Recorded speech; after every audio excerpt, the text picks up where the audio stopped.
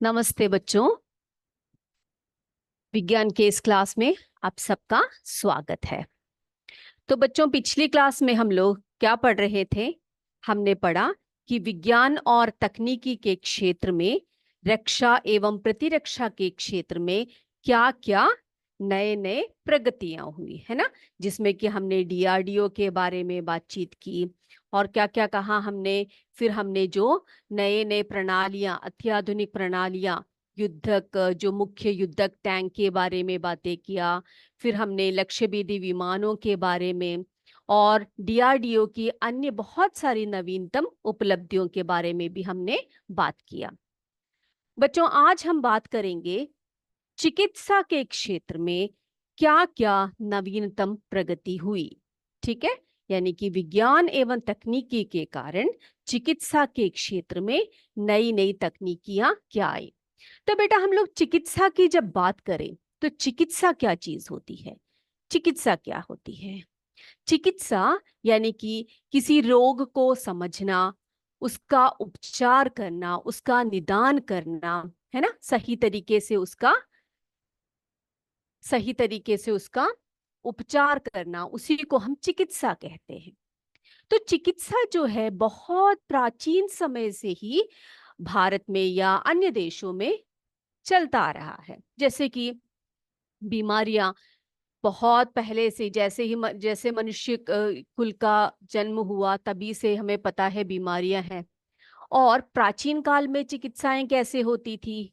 प्राचीन काल में जड़ी बूटियों का प्रयोग किया जाता था, है ना। और कई लोग फल पत्ते इन सबसे जो है इलाज करते थे। और कई कई लोग तो अंधविश्वास में आकर झाड़ फूक सब में भी विश्वास किया करते थे। फिर उसके बाद धीरे धीरे धीरे क्या हुआ? विज्ञान का विकास हुआ और धीरे धीरे वैज्ञानिकों ने या चिकित्सकों ने नए नए तरीके अपनाए, जिससे कि बहुत सारे रोगों का उन्मूलन होने लगा, है ना। अब देखो बेटा, जैसे जैसे आधुनिक काल आया, वर्तमान समय आया, बहुत सारी घातक बीमारियां भी होने लगी, है ना। हमारी जनसंख्या भी बढ़ी, साथ साथ यहाँ पर प्रदूषण भी बढ़े। और क्या हुआ? बहुत सारी घातक बीमारियों का हमने सामना किया। हमें पता है कुछ वर्ष पहले ही हमने कौन सी बीमारी का सामना किया? जी हाँ, कोविड, है ना, कोरोना का सामना किया हमने। फिर हम सब ने उससे उससे बचने के लिए क्या किया? टीकाकरण करवाया। सभी ने करवाया है कि नहीं? आपको पता होगा, है ना, कितनी घातक बीमारी हो गई थी और कितने लोग मृत्यु के शरण में आ गए थे। तो जो है, अभी बेटा, जो वर्तमान समय में बढ़ती हुई इन घातक बीमारियों से बचने और उनकी रोकथाम के लिए पुराने तरीके पर्याप्त नहीं है। ठीक है। तो अब क्या है? आधुनिक चिकित्सा रीतियां आ गई है, यानी कि नए नए कैसे आ गए हैं? निदान मूलक एवं उपचार मूलक, यानी कि ऐसे ऐसे तरीके आए हैं या अत्याधुनिक चिकित्सा पद्धति आई है, जिसके अंतर्गत जो है रोगों का निदान भी किया जाता है और उपचार भी सही तरीके से किया जाता है। अब आप पूछोगे कि मैम, ये निदान क्या है और ये उपचार क्या है? बेटा, निदान होता है किसी एक बीमारी का पता लगाना कि तुम्हें क्या बीमारी है। ठीक है। यानी कि जैसे कि कोई बुखार हुआ तो ये पता लगाया जाता है कि वो बुखार क्यों आया आपके शरीर में, आपके शरीर में कौन सा रोगाणु आया है जिसके कारण वो बुखार आपको हुआ है, या वो किस प्रकार का बुखार है, या आपके शरीर में कुछ और लक्षण है या और कोई बीमारी है। तो उसी को डायग्नोस कहते हैं हम लोग, उसको हम निदान कहते हैं। ठीक है। और उसका पता, जब बीमारी क्या है ये पता लग जाता है, तभी हम लोग क्या करते हैं? डॉक्टर्स क्या करते हैं? उसका उपचार करते हैं, उसके सही तरीके से उसकी चिकित्सा करते हैं और आपके रोग को वो हटा देते हैं सही तरीके से। उनकी दवाइयां, आपको दवाइयां सब देकर वो जो है रोग को आपको जो है उपचार उससे मिल जाता है। ओके बेटा, अब देखो, निदान मूलक एवं उपचार मूलक ऐसे बहुत सारे नए तकनीकों का आजकल प्रयोग किया जाता है।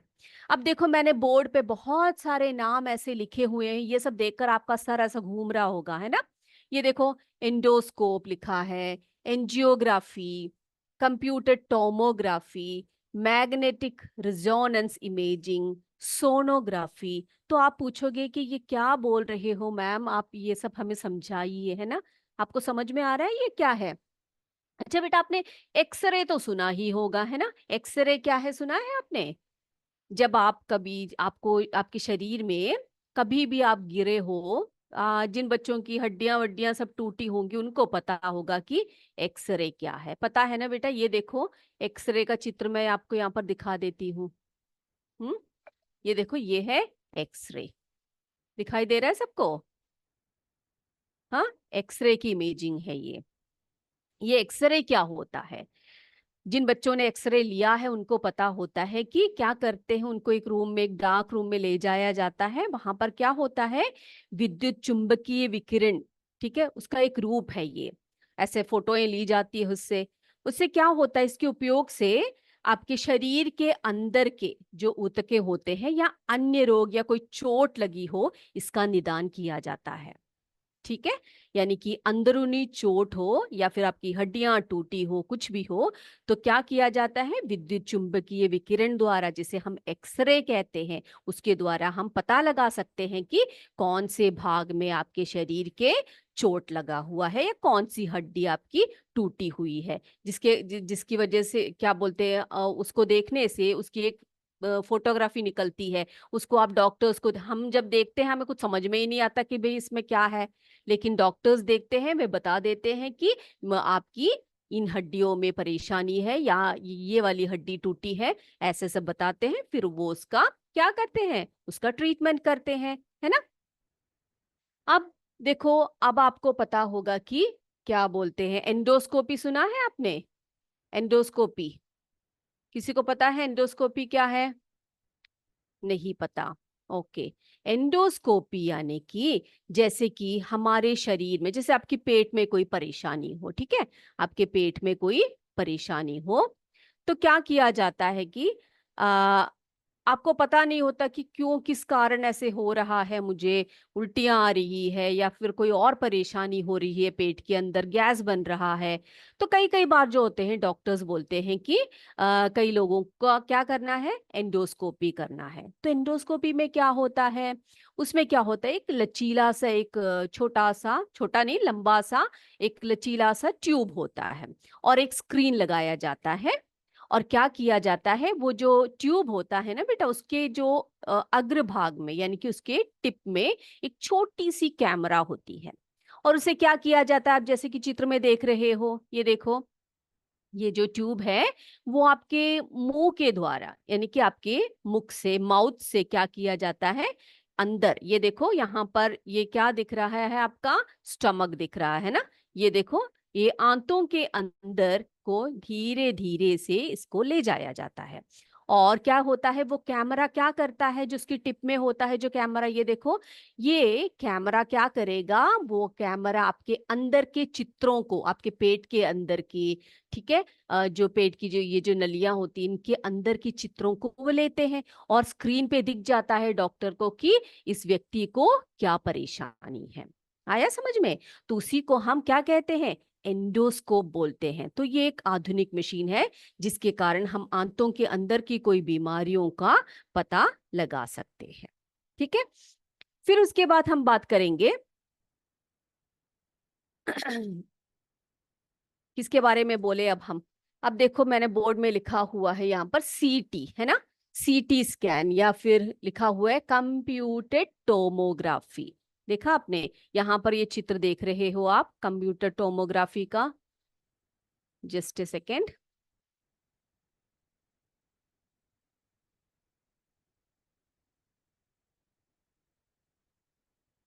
आप सभी को स्क्रीन विजिबल है कि नहीं पता नहीं, आप नहीं विजिबल है तो बताइएगा प्लीज। ओके, यस,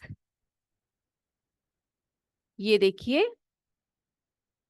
ये क्या है, ये एमआरआई मशीन होती है। ठीक है, एमआरआई मशीन, जिसे हम मैग्नेटिक रिजोनेंस इमेजिंग कहते हैं। क्या कहते हैं, मैग्नेटिक रिजोनेंस इमेजिंग कहते हैं, जिसे एमआरआई कहते हैं। और ये जो मशीन होता है ना बेटे, इस मशीन में क्या होती है, चुंबकीय क्षेत्र होता है। क्या होता है, चुंबकीय, यानी कि बहुत सारे मैग्नेट्स लगे होते हैं यहाँ पर।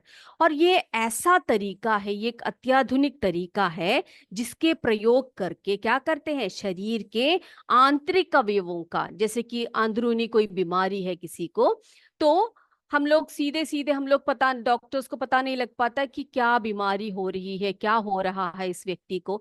तो क्या करते हैं वो लोग, इस तरह से एक मशीन होती है एमआरआई करके, इस मशीन के अंदर जो व्यक्ति होता है, जो पेशेंट होता है, उनको ऐसे एंटर करवाया जाता है, और ये जो मशीन है उनके शरीर के अवयवों की स्पष्ट फोटोएं निकालते हैं। क्या करते हैं, स्पष्ट फोटो, यानी कि एकदम क्लियर होती है कि आपके अंदर क्या क्या है।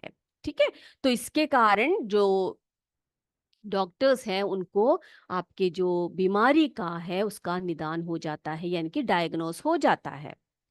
आई बात समझ में बेटा? Yes, okay. अब हम बात करेंगे किसकी, अगला है हमारा सीटी स्कैन। सीटी स्कैन भी बेटा एक ऐसा ही एक मशीन होता है। सीटी स्कैन, ये देखो, ये भी एक ऐसा ही मशीन होता है जिसमें, जिसका उपयोग करके क्या किया जाता है, शरीर के विभिन्न भागों की बीमारियों के या चोट का पता लगता है। जैसे आप गिर गए, आपको बहुत बुरी तरह से चोट लगी, या सर के अंदरूनी हिस्से में कहीं पर चोट लगी है, शरीर के अंदरूनी या आंतरिक अवयवों में कहीं पर चोट लगी है, बाहर से आपको पता नहीं लग रहा है कि क्या हुआ है करके, तो क्या बोलते हैं डॉक्टर्स कि इनका जो है सीटी स्कैन लेना है। तो इस तरह सीटी स्कैन लेने पर इसको क्या बोलते हैं हम लोग, कंप्यूटर टोमोग्राफी बोलते हैं। ठीक है, कंप्यूटर सब लगे होते हैं यहाँ पर, तो उससे चित्र आपके अंदरूनी हिस्से का निकालते हैं, और डॉक्टर पहचान जाते हैं कि आपको कौन सी बीमारी हो गई है, या फिर कौन से भाग में आपके चोट या कुछ और लगा हुआ है। फिर हम बात करेंगे, ये देखिए, ओके, अब हम बात करेंगे, ये देखिए, ये यहाँ पर आप देख सकते हो, ये है, क्या है, आपका हृदय है ना, हृदय है, और ये हृदय से जाने वाली बहुत सारे धमनियां है, ब्लड वेसल्स है जिसको कहते हैं। तो इनमें कहीं पर भी कोई बीमारी होने पर, ठीक है, यहाँ पर हृदय में या उनकी उन जो ब्लड लेकर आने वाले या ले जाने वाले धमनियों में कहीं पर भी कोई बीमारी हो, या खून का धक्का हो, यानी कि क्लॉट्स बन जाते हैं कई कई बार, है ना, हम बोलते हैं ना उनको हार्ट अटैक हो गया, सब बोलते हैं ना इस तरह से, तो वो पता लगाने के लिए क्या किया जाता है, एंजियोग्राफी की जाती है। ओके, फिर उसके बाद हम बात करेंगे सोनोग्राफी की। अब ये सोनोग्राफी क्या चीज होती है, सोनोग्राफी यानी कि कभी कभार हमारे शरीर के अंगों के अंदर, या फिर हम बोलते हैं ना गर्भस्थ शिशु के, जब आप अपने माँ के उदर में होते हो, या गर्भावस्था में जो बच्चे होते हैं ना, उनको हम लोग बाहर से नहीं देख पाते, तो क्या करते हैं डॉक्टर लोग क्या करते हैं, उनकी माताओं का क्या करते हैं, उनका सोनोग्राफी लेते हैं, सोनोग्राफिक मशीन में उनको इस तरह से उनकी जांच की जाती है, तो पता लग जाता है कि उनके अंदर जो गर्भस्थ शिशु है उन्हें कोई बीमारी है, या फिर उनके अंक जो है सही प्रकार से उनका विकास हो रहा है या नहीं हो रहा है, या उन बच्चों में क्या बोलते हैं, अंकों में कोई किसी भी प्रकार का डिफेक्ट हो, कुछ भी हो, वो पता लग जाता है। तो उसके लिए हम लोग क्या करते हैं, डॉक्टर्स लोग जो है सोनोग्राफी का प्रयोग करते हैं। ठीक है, ठीक है बच्चों, से अल्ट्रासोनिक, अल्ट्रासाउंड भी कहते हैं हम लोग।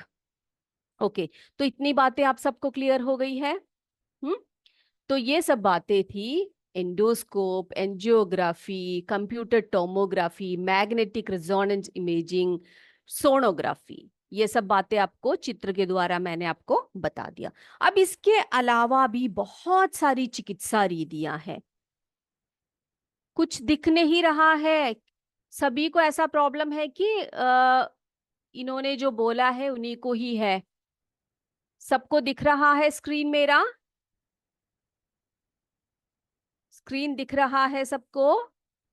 किसी ने अभी मैसेज किया मुझे कि कुछ दिखाई नहीं दे रहा है करके। Yes, okay, okay, thank you, thank you. दिख रहा है, देखिए आप जरा अपने इसको जरा चेक कर लीजिए। ओके, ठीक है, तो फिर उसके बाद फिर जो आधुनिक चिकित्सा रीतियां है ना, जो नए नए तरीके हैं, उसमें और भी दो तीन बातें हमने करनी है, जिसमें कि हम बोलते हैं ना कि अंग प्रत्यारोपण।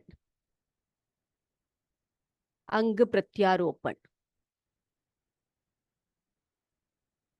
ये क्या होता है? अंग प्रत्यारोपण ये भी एक आधुनिक तरीका है, जिसमें कि क्या होता है कि कई लोगों के अंग जो होते हैं वो खराब हो जाते हैं, जैसे कि किडनी खराब हो गई या लीवर खराब हो गया। तो क्या हो जाता है, किसी स्वस्थ व्यक्ति से, स्वस्थ व्यक्ति, ठीक है, किसी स्वस्थ व्यक्ति क्या कर सकता है, उनको दान कर सकता। जैसे किडनी होती है, गुर्दे होते हैं, है ना, वो दो होते हैं।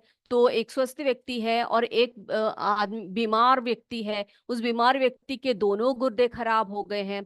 तो क्या कर सकता है ये स्वस्थ व्यक्ति, उस बीमार व्यक्ति को, या जिसके गुर्दे खराब हो गए हैं उनको क्या कर सकते हैं, उनको दे सकते हैं ना। हम लोग क्या कर सकते हैं, उनको जो है दान कर सकते हैं। अंगदान कहते हैं उसको हम लोग, ऑर्गन डोनेशन कहते हैं, अंगदान। अंगदान कर सकते हैं जिसे हम ऑर्गन डोनेशन कहते हैं। तो क्या होता है कि डॉक्टर्स जो है सर्जरी कर कर उनको जो है किडनी लगा देते हैं और वो स्वस्थ हो जाते हैं। ठीक है। फिर एक और है हीमोडायालिसिस। हीमोडायलिसिस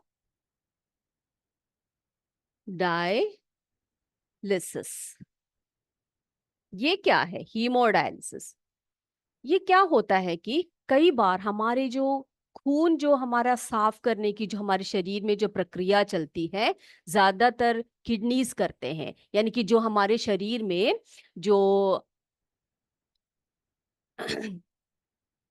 जो अशुद्ध रक्त होता है, उसको क्या किया जाता है, उसको फिल्टर करने की जरूरत होती है हमारी बॉडी में। ठीक है, उसको फिल्टर करके क्या करते हैं, उसको नए तरीके से उसको फिल्टर करके क्या कर दिया जाता है, उसको प्योर बना दिया जाता है। तो उसके लिए जो है हीमोडायलिसिस का कई पेशेंट्स होते हैं जिनकी जो है गुर्दे जो है खराब हो जाते हैं। ठीक है, गुर्दों में खराबी होने की वजह से या उनके गुर्दे जो है ठीक से काम नहीं करते हैं, तो क्या किया जाता है, इस हीमोडायलिसिस मशीन होती है एक तरह की। तो उससे क्या होता है कि इस मशीन के द्वारा क्या किया जाता है, जिनके गुर्दे काम नहीं करते हैं, ये रक्त को साफ करने की प्रक्रिया करते हैं। ठीक है, रक्त को साफ किया जाता है इन मशीनों की सहायता से। अब एक और है, ये देखिए आपके पुस्तक में दिया हुआ है, प्रोस्थेसिस। प्रोस्थेसिस ये क्या है? ये प्रोस्थेसिस क्या है? प्रोस्थेसिस यानी कि जैसे कि आपने देखा होगा कि कई लोगों को क्या होता है कि एक्सीडेंट हो जाता है, या कभी कभी हो जाता है, क्या बोलते हैं, उनके अंग जो है कट जाते हैं किसी कारण, है ना, जैसे पैर चले गए, हाथ चले गए, सब कट गए, है ना। तो क्या होता है कि प्रोस्थेसिस एक ऐसा तरीका है जिससे कि कृत्रिम पैर हाथ सब लगा दिए जाते हैं, कृत्रिम तरीके से अंगों को लगा दिया जाता है। ठीक है, तो उसी को प्रोस्थेसिस कहा जाता है। ठीक है बच्चों, समझ में आ गई? अंग प्रत्यारोपण यानी कि अंगों का लगाना, हीमोडायलिसिस यानी कि रक्त को क्या करना, शुद्ध करना मशीनों द्वारा, और प्रोस्थेसिस यानी कृत्रिम अंगों को लगाना। ठीक है बच्चों, तो आज हमने बात की एंजियोग्राफी के बारे में, बात की कंप्यूटर टोमोग्राफी जिसे हम सीटी स्कैन कहते हैं, मैग्नेटिक रिजोनेंस इमेजिंग की बात की जिसे हम एमआरआई कहते हैं, सोनोग्राफी की बात की। ठीक है, फिर एक और चिकित्सा रीति है, वो है टेली टेली चिकित्सा। टेली चिकित्सा, ये टेली चिकित्सा क्या चीज होती है भाई? टेली चिकित्सा देखो बेटा, ये देखिए, जिसमें कि ये आप देख सकते हो, यहां पर देखिए, ये डॉक्टर है, ये पेशेंट है। ठीक है, तो क्या करते हैं कि चाहे कितने भी दूर के डॉक्टर हो, आप उनसे क्या कर सकते हो, आप उनसे बात कर सकते हो, अपने रोगों के बारे में उनसे बातें कर सकते हो। ये इंटरनेट के थ्रू जो है ये संभव है। ठीक है बच्चों, तो क्या करते हैं इसमें क्या होता है कि 5-6 घंटे के अंदर विश्व के किसी भी चिकित्सा विशेषज्ञ या किसी भी डॉक्टर से आप विचार विमर्श कर सकते हो, ठीक है। और रोगी का चेकअप कराया जाता है, और ये इसी चिकित्सा को हम क्या कहते हैं, टेली चिकित्सा कहते हैं। ओके, ये बात भी क्लियर हो गई सभी को। ये है ये जो आज हमने बात की, ये सब आधुनिक चिकित्सा रीतियां हैं, और आधुनिक चिकित्सा के बहुत सारे उपकरणों के बारे में हमने आज बात की। तो चलिए बच्चों, आज अभी हमारा समय है हमारे परीक्षा का। तो मेरे बच्चे सभी क्या कीजिए, सभी जो है तैयार हो जाइए अपनी पुस्तकें लेकर। हम अभी बात करेंगे किसके बारे में, हमारी एग्जाम के बारे, हमारे एमसीक्यू टेस्ट के बारे में, जिसमें आपको 10 सवाल होंगे आपके लिए, और इन 10 सवालों के जवाब आपने क्या करने हैं, अपने नोटबुक्स पे सबने लिखना है, ठीक है। यस, प्रश्नों को अच्छी तरह से पढ़कर जो आपके ऑप्शंस दिए हुए हैं उनके आंसर्स आपने लिखते जाना है। ओके बेटा, yes yes, here you can see the first question. सभी को दिखाई दे रहा है, स्क्रीन दिख रहा है, प्रश्न आपके सामने है। ऐसा कोई है जिसको स्क्रीन दिख नहीं रहा है? ऐसे कोई परेशानी है किसी को कि हैंडराइटिंग समझ में नहीं आ रही है, स्क्रीन ठीक से दिख नहीं रहा, तो मुझे बताइएगा, ठीक है। यस, ये देखो बेटा, पहला प्रश्न आपका है, अंतरिक्ष में जाने वाले प्रथम भारतीय कौन है? अंतरिक्ष में जाने वाले प्रथम भारतीय कौन है? आपके पास 3 ऑप्शंस है यहाँ पर, ये देखिए कौन से हैं, तीन ऑप्शंस आपके यहाँ पर, ये देखिए। यस, डॉक्टर APJ अब्दुल कलाम, राकेश शर्मा, पंडित जवाहरलाल नेहरू। अंतरिक्ष में जाने वाले प्रथम भारतीय कौन है?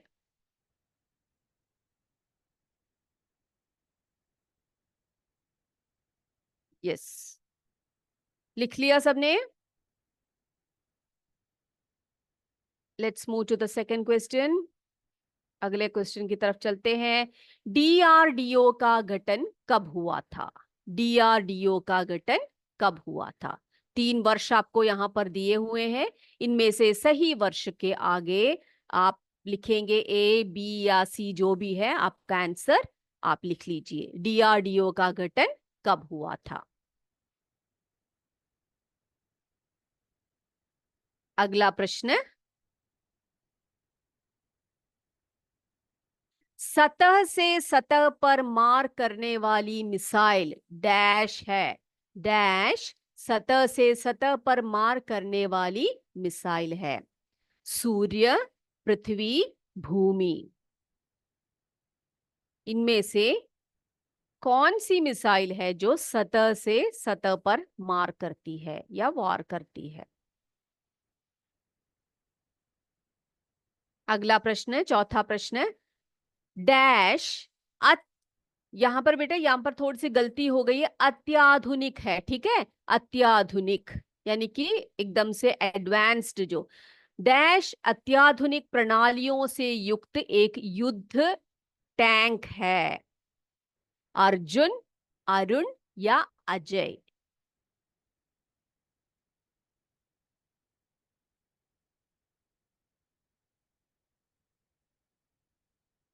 Yes, next. अगला देखिए, लक्ष्य एक डैश है। लक्ष्य एक डैश है। चालक रहित रेलगाड़ी, चालक रहित विमान, चालक रहित जहाज। लक्ष्य एक डैश है।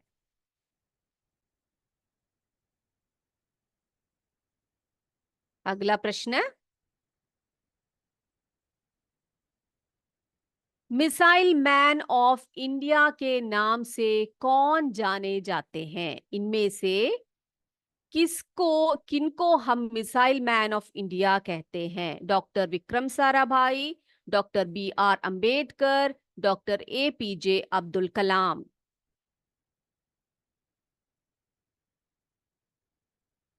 जल्दी जल्दी लिखिए बेटा आंसर्स। यस, अगला प्रश्न है हमारा, ये देखिए 7वां प्रश्न क्या है। निम्नलिखित में से कौन सा एक ध्रुवीय उपग्रह प्रक्षेपण यान है? प्रश्न को अच्छे से देखिए। निम्नलिखित में से कौन सा एक ध्रुवीय उपग्रह प्रक्षेपण यान है? PSLV, GSLV, RSLV। प्रश्न है आपका, ध्रुवीय उपग्रह प्रक्षेपण यान PSLV, GSLV या RSLV। हो गया। अगला प्रश्न आपका 8वां। प्रथम भारतीय महिला अंतरिक्ष यात्री कौन है? प्रथम भारतीय महिला अंतरिक्ष यात्री कौन है? सुनीता विलियम्स, कल्पना चावला, कल्पना देसाई। इनमें से प्रथम भारतीय महिला अंतरिक्ष यात्री कौन है?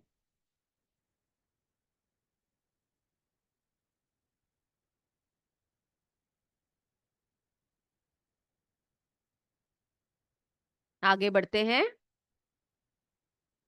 एड्यूसैट जो भारत का पहला शैक्षिक उपग्रह है, किस वर्ष प्रक्षेपित किया गया?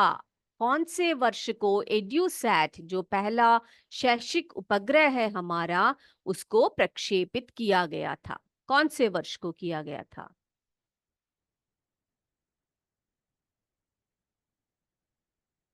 हो गया सबका। नेक्स्ट वन, लास्ट क्वेश्चन, सबसे लास्ट वाला हमारा।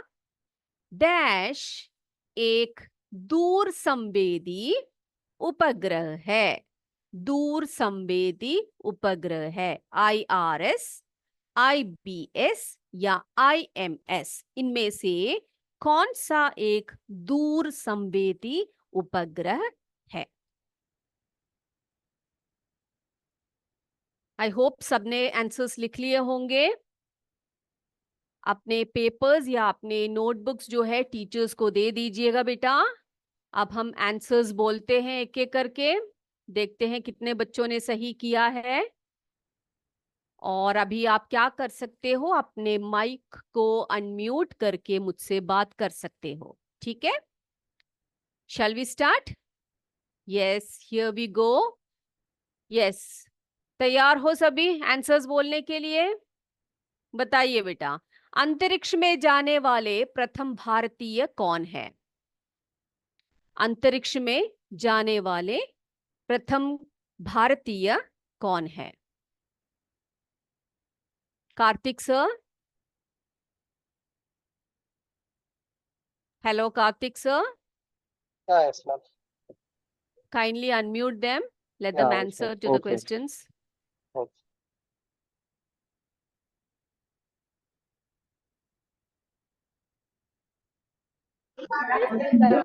यस बताइए बेटा। Yes, very good, Rakesh Sharma ji है ना?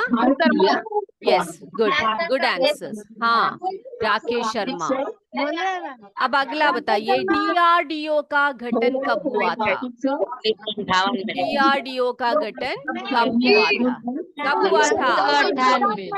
Yes, very good, very good. This is the correct answer. अगला है, सतह से सतह पर मार करने वाली मिसाइल कौन सी है बेटा इनमें से? पृथ्वी। पृथ्वी। Yes, that is the correct answer. Correct answer पृथ्वी है ना? अगला है, अत्याधुनिक प्रणालियों से युद्ध टैंक है, इनमें से कौन सा है? अर्जुन। अर्जुन। अर्जुन युद्ध टैंक है ना? Yes, this is the correct answer.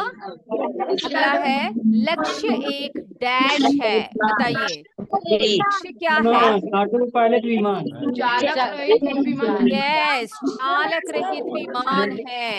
चालक रहित विमान। मिसाइल मैन ऑफ इंडिया नाम से कौन जाने जाते हैं? APJ Abdul Kalam, known as the missile man of India. Very good. निम्नलिखित में से कौन सा एक ध्रुवीय उपग्रह प्रक्षेपण यान है बच्चे। कौन सा है? PSLV, correct answer, correct answer. Yes, PSLV। अगला, प्रथम भारतीय महिला अंतरिक्ष। कल्पना चावला, किसी को कोई डाउट कल्पना चावला। है ना? हाँ, गुड। एड्यूसैट जो भारत का पहला शैक्षिक उपग्रह है, 2000 में विक्षेपित किया गया था या विक्षेपित किया था। लास्ट वन, डैश एक दूर संवेदी उपग्रह है। कौन सा है? IMS दूर संवेदी उपग्रह। हाँ, ये पढ़ाया था मैंने आपको, है ना? पढ़ाया था मैंने IMS करके। Yes, IRS। Okay, children, that was today's MCQ। हम क्या करेंगे? अगली क्लास में फिर मिलेंगे। तब तक के लिए जय विद्या शक्ति, जय हिंद, जय भारत। धन्यवाद।